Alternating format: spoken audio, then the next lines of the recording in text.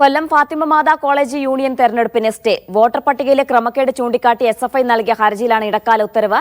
സർക്കാരിനും സർവകലാശാലയ്ക്കും കോളേജിനും കോടതി നോട്ടീസ് അയച്ചു. കേരള സർവകലാശാലയിൽ നാളെയാണ് കോളേജ് യൂണിയൻ തെരഞ്ഞെടുപ്പ്.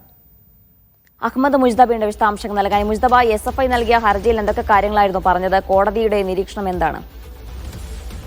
ജീന, നടപടിക്രമങ്ങൾ ലംഘിച്ചു എന്നതാണ് ഏറ്റവും പ്രധാനപ്പെട്ട ആരോപണം. നാളെയാണ് വിദ്യാർത്ഥി യൂണിയൻ തെരഞ്ഞെടുപ്പ് നടക്കാനിരിക്കുന്നത്. പ്രധാനപ്പെട്ട ആരോപണങ്ങൾ 75% ഹാജർ പരിധിക്ക് താഴെയുള്ള വിദ്യാർത്ഥികൾക്ക് തെരഞ്ഞെടുപ്പിൽ മത്സരിക്കാൻ അനുമതി നൽകി.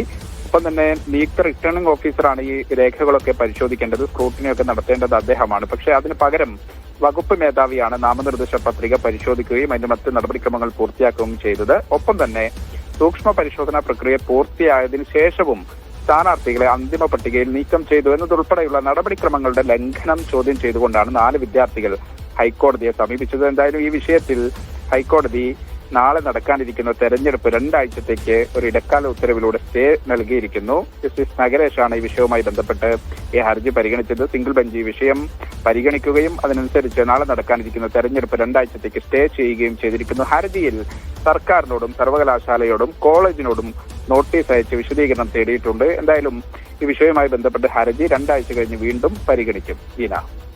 ശരി, അഹമ്മദ് മുസ്തബയാണ് വിവരങ്ങൾ നൽകിയത് കൊച്ചിയിൽ നിന്ന്.